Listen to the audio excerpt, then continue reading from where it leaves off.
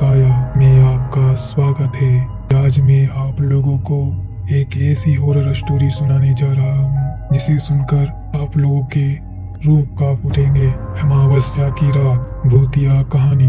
यह घटना 1995 के अक्टूबर महीने की है। उत्तर प्रदेश के एक छोटे से गांव सिद्धपुर में, जो कि जिले के बाहरी इलाके में बसा हुआ था। वहां की रातें हमेशा शांत और सामान्य होती थी, लेकिन एक रात ऐसा हुआ जिसे गांव के लोग आज तक नहीं भुला पाए। सिद्धपुर गांव के बाहरी इलाके में एक पुरानी हवेली खड़ी थी जो कई सालों से वीरान पड़ी थी। हवेली के बारे में गांव वालों की अलग अलग तरह की कहानियां थी। कुछ लोग कहते थे कि यह हवेली किसी समय एक समृद्ध व्यापारी की थी, जिसे एक रात अजीब परिस्थितियों में मौत का सामना करना पड़ा। वहीं कुछ लोग यह मानते थे कि हवेली में एक परिवार रहता था जो एक अमावस्या की रात रहस्यमय तरीके से गायब हो गए थे। तब से उस हवेली के आसपास अजीब घटनाएं घटने लगी। गांव में एक लड़का था जिसका नाम राजू था। वह 23 साल का था और अपने दोस्तों के साथ हमेशा नई जगहों पर जाने के लिए उत्सुक रहता था। एक दिन उसने अपने दोस्तों के साथ हवेली की भूतिया कहानी सुनाई। उन्होंने तय किया कि वे अमावस्या की रात हवेली का राज पता करेंगे कि यह सब अफवाह है, और वह अपने दोस्तों के साथ इस भूतिया हवेली की सच्चाई जानने के लिए जाना चाहता था। अमावस्या की रात आई और राजू और उनके तीनों दोस्तों ने रात 12 बजे को हवेली की ओर चल पड़े।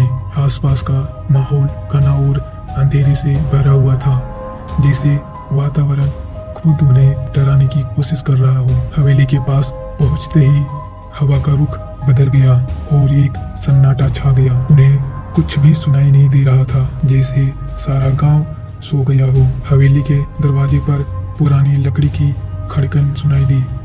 जब उन्होंने दरवाजा खोला तो अंदर एक अजीब सी ठंडक महसूस हुई। हवेली के अंदर घुसते ही राजू और उसके दोस्तों ने देखा कि दीवारों पर पुराने खून के धब्बे और घनी मकड़ी के जाले जमा हुए थे। खौफनाक सा माहौल था। जैसे जैसे वे अंदर बढ़े, उनके पैरों तले फर्श की लकड़ी चरमाई और एक अजीब सी गूंज सुनाई दी।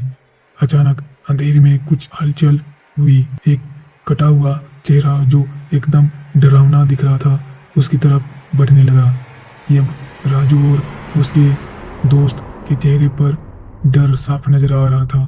वे भागने की कोशिश करने लगे, लेकिन जैसे ही उन्होंने हवेली का दरवाजा खोलने की कोशिश की, वह बंद हो गया। अचानक सब कुछ ठहर गया। चारों ओर गहरा सन्नाटा छा गया। राजू का दिल तेजी से धड़कने लगा।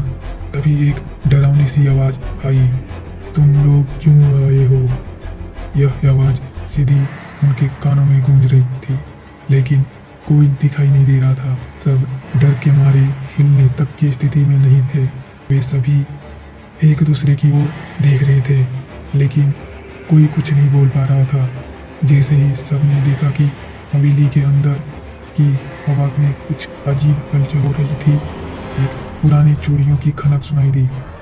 राजू ने डरते हुए देखा कि हवेली के कोने में एक बूढ़ी औरत खड़ी थी जो उन्हें घूर रही थी। उसके चेहरे पर गुस्सा और नाराजगी झलक रही थी। वह औरत धीरे धीरे उनके पास आई और एक कटी हुई आवाज में बोली, तुम लोग क्यों आए हो? यहाँ से कभी बाहर नहीं जा पाओगे। राजू और उसके दोस्त अब समझ गए थे कि यह सिर्फ हवाएं नहीं थी। वे सब अब अपनी जान बचाने के लिए दौड़ने लगे। हवेली के दरवाजे को बलपूर्वक खोला, लेकिन जैसे ही वे बाहर निकले, उन्होंने महसूस किया कि हवेली के अंदर से कोई उनका पीछा कर रहा है। कुछ देर बाद जैसे ही वे गांव के मुख्य रास्ते पर पहुंचे, वे घबराए हुए थे, लेकिन वहां की खामोशी उनका पीछा छोड़ दिया। अगली सुबह जब गांव लौटे तो उन्होंने देखा कि उसकी आंखें सूजी हुई थी और चेहरे पर आतंक के निशान थे। गांव वालों से यह सब बताया, लेकिन कोई भी इस पर विश्वास नहीं कर पाया।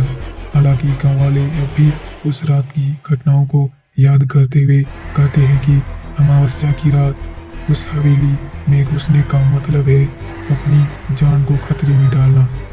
आज भी सिद्धपुर के लोग उस हवेली के पास जाने से डरते हैं। कहते हैं कि जो भी उस हवेली में कदम रखता है वह कभी वापस नहीं लौटता और हवेली के अंधेरे में हमेशा कोई शैतानी शक्ति मौजूद रहती है।